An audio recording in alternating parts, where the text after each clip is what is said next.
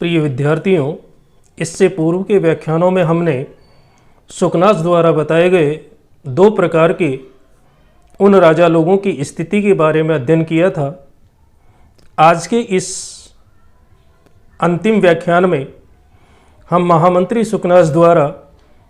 अपने उपदेश के उपसंहार के रूप में राजकुमार चंद्रापीड़ को इन सभी परिस्थितियों से अपने आप को बचाए रखने और किए जाने योग्य उपायों या कार्यों के बारे में अपना मंतव्य प्रकट करते हुए कहा है कि हे पुत्र चंद्रापीड़, तद एवं प्रयाति कुटिल कष्टचेष्टा सहस्त्रदारुणे राजतंत्रे अस्मिन् महामोह अंधकारिणी च यौवने कुमार तथा प्रयते था यथा न उपहास्य से जनै, न निंदे से साधु भी, न धिक्रिय से गुरु भी, न उपलब्ध से सुहृद भी, न सोच्यस्य विद्विद भी, यथा च न प्रकाश्य से विटई, न प्रहस्य से कुशलई, न आस्वादस्य से भुजंगई, न लुप्स्य सेवक बकई, न वंच से धूर्तई, न प्रलोभ्य से वनिता भी, न विडंब से लक्ष्म्या, न नर्त्य मदेन, न उन्मत्ति क्रियते मदनेन, न क्षिप्स से विषय, न अक्रसस्य रोगेण, न प्रीयते सुखेन, कामं भवान प्रकृत्य एव धीरः, पित्रा च महतां प्रयत्नेन सम आरोपित संस्कारः, तरल हृदय प्रतिबुद्ध्यं च मदयन्ति धनानि, तथापि भवत गुण संतोषो माम एवं मुखरीकृतवान्। तो इसके बाद पुत्र चंद्रापीड़ को सुकनास ने ये कहते हुए अपने उपदेशों का उपसंहार किया कि हे पुत्र चंद्रापीड़, तदेवं इसलिए प्रायः अक्सर अति कुटिल कष्ट चेष्टा, इस प्रकार के अत्यधिक जटिल और कष्टदायक सहस्त्र दारुणे और हजारों प्रकार के कार्यों से जो भयंकर है ऐसे राजतंत्रे इस शासन व्यवस्था में, इसलिए इस प्रकार के अत्यधिक जटिल और कष्टों से परिपूर्ण हजारों प्रकार के कार्यों से भयंकर इस शासन व्यवस्था में, और दूसरी बात अस्मिन् महामोह अंधकारिणी च यौवने,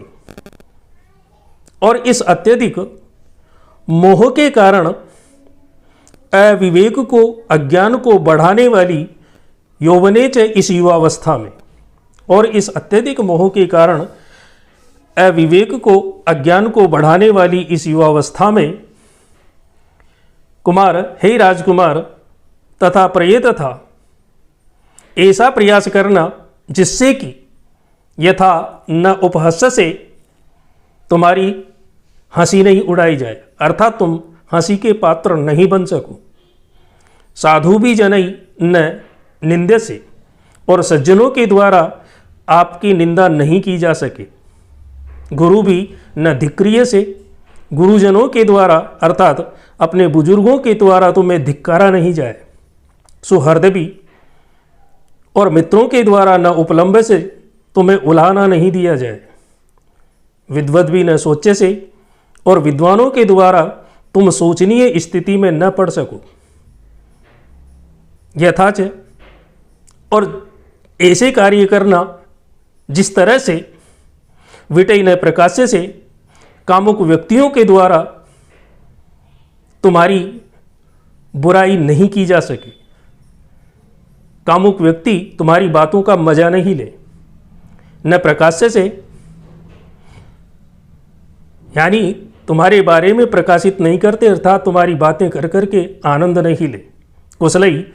और जो कार्य कुशल लोग हैं न प्रहस्य से, वो तुम्हारी हंसी नहीं उड़ा सके,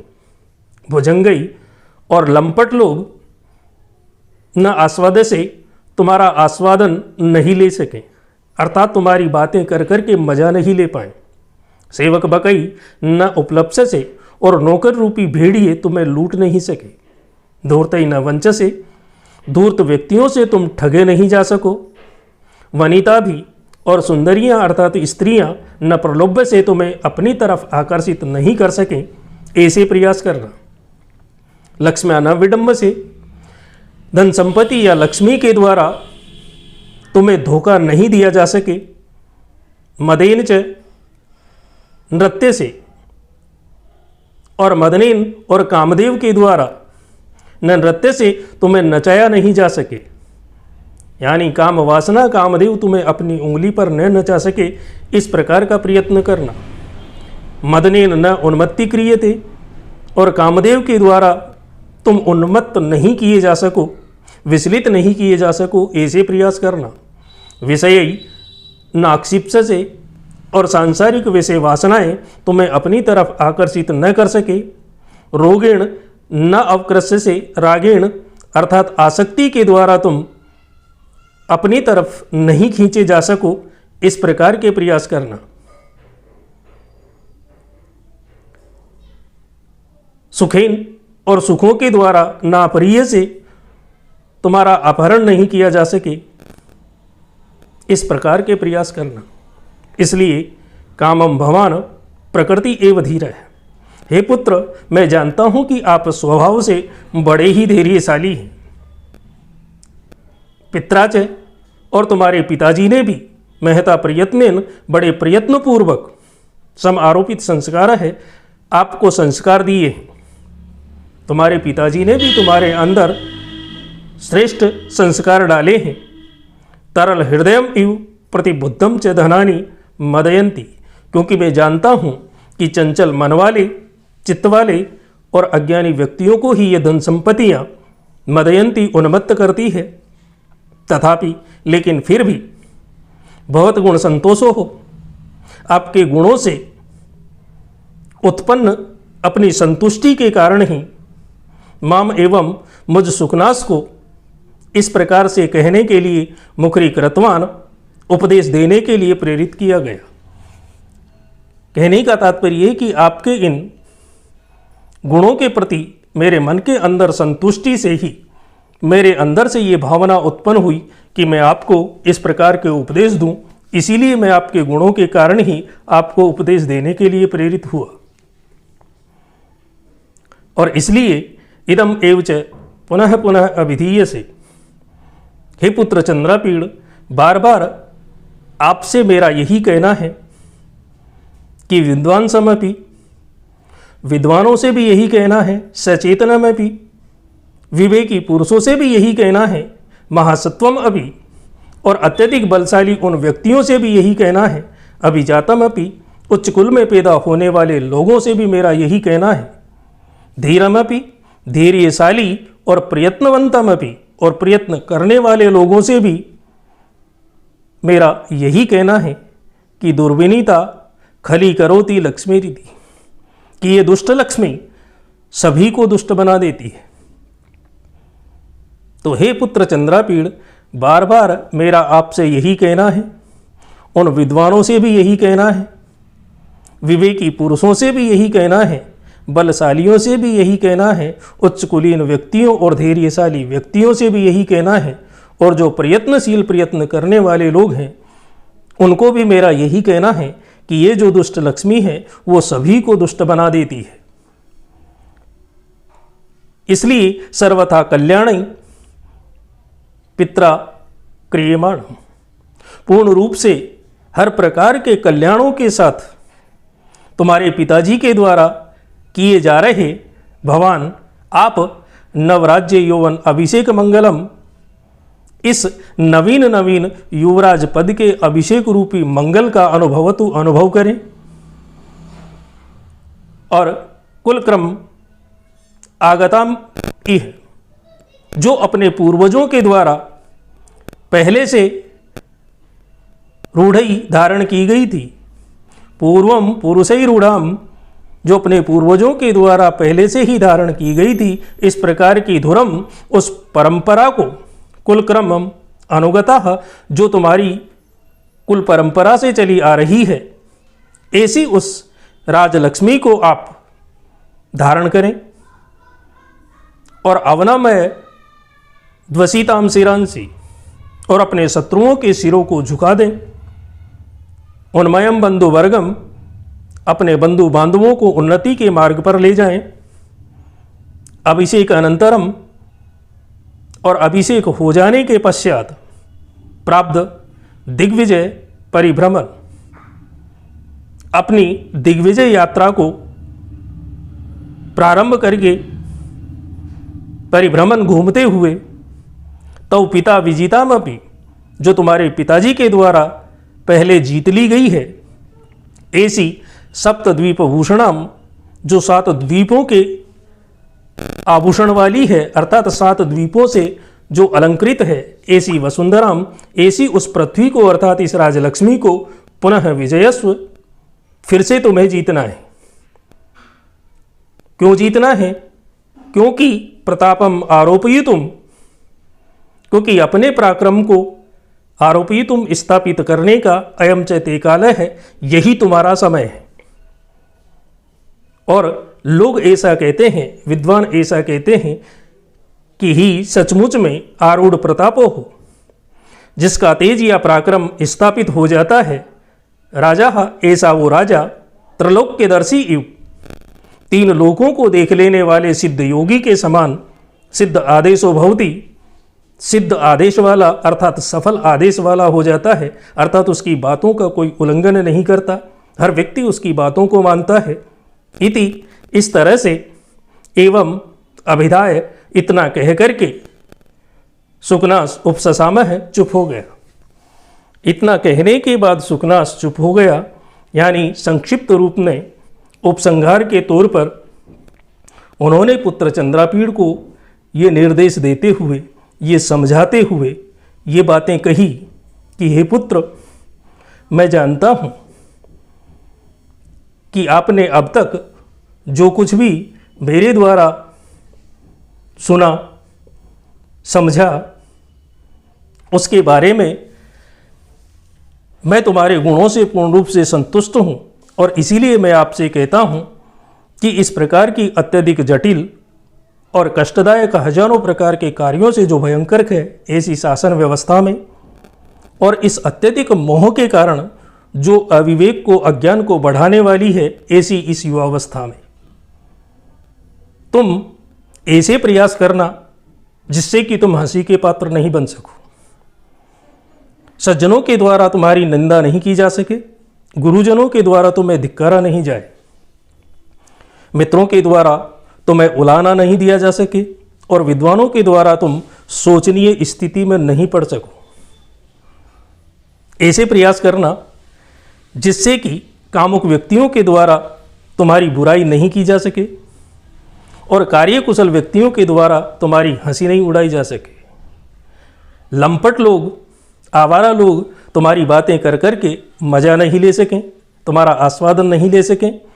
और नौकर रूपी भेड़िए तुम्हें लूट नहीं सकें। धूर्त व्यक्तियों के द्वारा तुम ठगे नहीं जा सको, और स्त्रियां तुम्हें अपनी तरफ आकर्षित नहीं कर सके। धन संपत्ति या लक्ष्मी के द्वारा तुम्हें धोखा नहीं दिया जा सके, अहंकार तुम्हें अपनी उंगली पर नहीं नचाए। इस प्रकार का प्रयास करना, तुम ऐसे प्रयास करना जिससे कि कामदेव के द्वारा तुम उन्मत्त नहीं किए जा सको, वैसे वासनाएं तुम्हें अपनी तरफ आकर्षित नहीं कर सके, और आसक्ति के द्वारा तुम्हें अपनी तरफ नहीं खींचा जा सके। सुखों के द्वारा तुम्हारा अपहरण नहीं किया जा सके, इस प्रकार के प्रयत्न करना। हालांकि मैं जानता हूं कि पुत्र, आप स्वभाव से ही बड़े धैर्यशाली हैं, और आपके पिता के द्वारा ही बड़े प्रयत्न पूर्वक आपके अंदर संस्कार डाले गए हैं, और मैं जानता हूं कि चंचल मन, चित्त वाले और अज्ञानी व्यक्तियों को ही ये धन संपत्तियां उन्मत्त करती है। फिर भी आपके गुणों से उत्पन्न संतुष्टि के कारण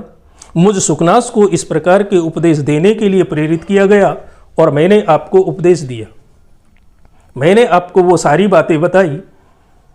इसलिए अब अंत में, हे पुत्र चंद्रापीड़, मेरा आपसे बार बार यही कहना है, केवल आपसे ही नहीं, विद्वानों से भी, विवेकी व्यक्तियों से भी, महाबलशाली व्यक्तियों से भी, उच्च कुल के व्यक्तियों से भी, धैर्यशाली व्यक्तियों से भी, और जो संसार में प्रयत्नशील पुरुष हैं ऐसे उन पुरुषों से भी, उन लोगों से भी मेरा बार बार यही कहना है कि ये जो दुष्ट लक्ष्मी है वो सभी को दुष्ट बना देती है। इसलिए पूर्ण रूप से हर प्रकार के कल्याणों के साथ पिता के द्वारा किए जा रहे इस नवीन युवराज पद के अभिषेक रूपी मंगल का आप अनुभव करें। अपने पूर्वजों के द्वारा धारण की गई एवं कुल परंपरा से तुम्हारे पास आई हुई इस राजलक्ष्मी को आप धारण करें और फिर शत्रुओं के सिरों को झुका दें, अपनों को उन्नति की तरफ ले जाएं और अभिषेक हो जाने के बाद आप अपनी दिग्विजय यात्रा प्रारंभ करके घूमते हुए तुम्हारे पिताजी के द्वारा जो पहले से जीत ली गई है ऐसी 7 द्वीप रूपी समूहों से परिपूर्ण 7 द्वीप रूपी उन आभूषणों से अलंकृत इस पृथ्वी का इस राजलक्ष्मी को तुम्हें फिर से जीतना है, क्योंकि मैं जानता हूँ कि आपके पराक्रम को स्थापित करने का यही तुम्हारा समय है। और जिसका तेज या पराक्रम एक बार स्थापित हो जाता है वही राजा सिद्ध योगियों की तरह, तीनों लोकों को देख लेने वाले उन योगियों की तरह सफल आदेश वाला होता है, उसकी आज्ञा का कोई उल्लंघन नहीं करता। इस प्रकार इतना कहकर के सुकनास चुप हो गए और उन्होंने अपनी सारी बातें, अपने मन की भावनाएं धन्यवाद के रूप में, शुभ आशीष के रूप में पुत्र चंद्रापीड़ को देते हुए अपने संपूर्ण उपदेश को यहीं पर समाप्त कर दिया। तो आप की ये पुस्तक आज समाप्त हो चुकी है।